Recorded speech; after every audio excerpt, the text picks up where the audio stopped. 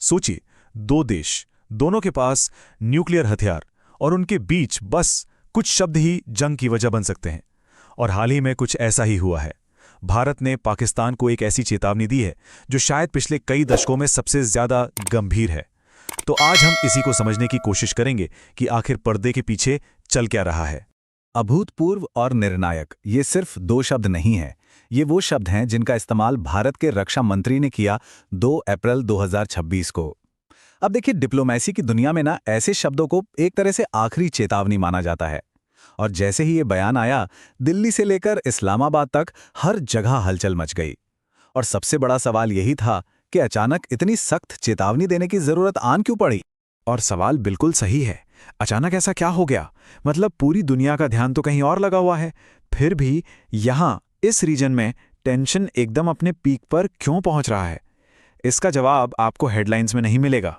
नहीं, इसका जवाब छिपा है पिछले 1 साल में हुई उन घटनाओं में जो बड़ी खामोशी से घट रही थीं। तो जैसा मैंने कहा, इस चेतावनी की जड़ें वो पिछले 1 साल की घटनाओं में हैं। पर्दे के पीछे समझिए एक खुफिया जंग छिड़ी हुई थी, एक ऐसा युद्ध जो हमें और आपको दिखाई नहीं दे रहा था। भारतीय एजेंसियों ने एक के बाद एक कई टेररिस्ट साजिशों को नाकाम किया, और जैसे जैसे वो इन साजिशों को नाकाम कर रहे थे, वैसे वैसे प्रेशर बढ़ता ही जा रहा था। और ये कोई 1-2 घटनाएं नहीं थीं। आप जरा इस पैटर्न को देखिए। मई 2025 से लेकर मार्च 2026 तक क्या कुछ नहीं हुआ।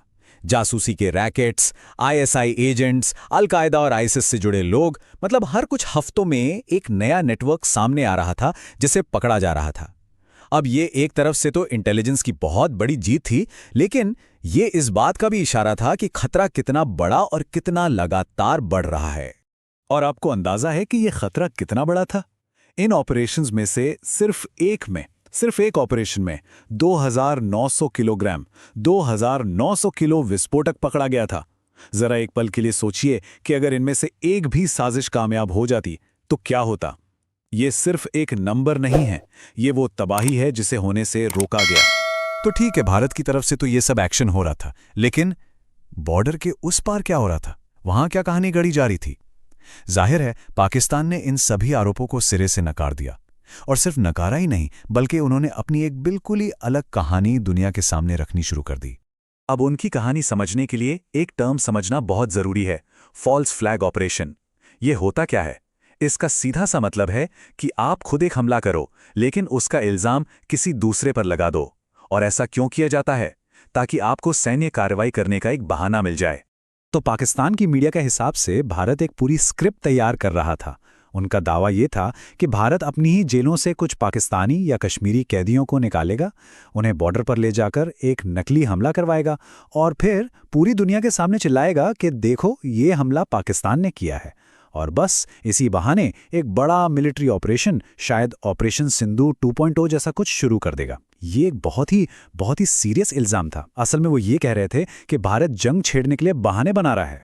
तो देखिए, एक तरफ खुफिया एजेंसियां काम कर रही थीं, दूसरी तरफ बयानों की जंग चल रही थी। लेकिन ये लड़ाई सिर्फ यहीं तक नहीं थी। जमीन पर असल में भारत की फौज भी कुछ ऐसे कदम उठा रही थी जिससे साफ हो रहा था कि ये सिर्फ खोखली धमकियां नहीं है। तो क्या थे वो कदम? पहली बात, प्रधानमंत्री बार बार सीसीएस यानी कैबिनेट कमेटी ऑन सिक्योरिटी की बैठकें कर रहे थे। दूसरी चीज, श्रीनगर और जोधपुर जैसे जो स्ट्रेटेजिक एयरपोर्ट्स हैं, उन्हें अचानक मेंटेनेंस के नाम पर बंद कर दिया गया। अब जो लोग इन चीजों को समझते हैं, उन्हें पता है कि ये अक्सर मिलिट्री मूवमेंट का एक कोड वर्ड होता है। और तो और जैसलमेर जैसे बॉर्डर डिस्ट्रिक्ट में एयर रेड सायरन टेस्ट किए गए। ये सारे टुकड़े जब आप जोड़ते हैं तो तस्वीर एक ही बनती है। भारत अपनी मिलिट्री मशीनरी को तैयार कर रहा था। और ये तनाव सिर्फ जमीन और हवा तक ही नहीं था, समंदर में भी हलचल थी। भारतीय नौसेना के चीफ ने एक बयान दिया कि पिछले बड़े ऑपरेशन के दौरान वो समंदर से पाकिस्तान पर हमला करने से बस कुछ ही मिनट दूर थे। सोचिए, कुछ ही मिनट। इसके जवाब में पाकिस्तान ने क्या किया? उन्होंने फौरन अपने P-72 सी ईगल सर्वेलेंस एयरक्राफ्ट अरब सागर के ऊपर लगा दिए, ताकि इंडियन नेवी की हर हरकत पर नजर रखी जा सके। मतलब ये एक रियल टाइम चेस का गेम चल रहा था दोनों देशों के बीच। तो अब तक हमने क्या देखा?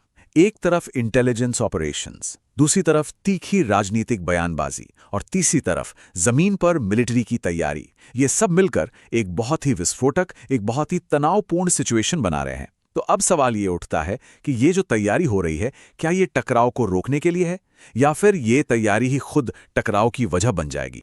और देखिए, जब भी इस रीजन में टेंशन इस लेवल पर पहुंचता है तो एक शब्द हमेशा बीच में आता है जो पूरी गेम को बदल देता है, और वो है न्यूक्लियर। पाकिस्तान के एक मंत्री ने पूरी दुनिया को यही बात याद दिलाई।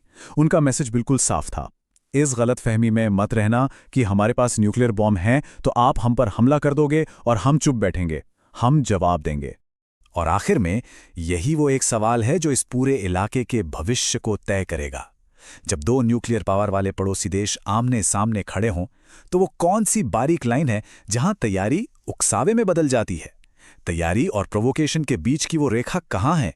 इसी लाइन पर बैलेंस बनाए रखना सबसे बड़ी चुनौती है, क्योंकि एक भी गलत कदम और उसके नतीजे ऐसे हो सकते हैं जिसकी हम कल्पना भी नहीं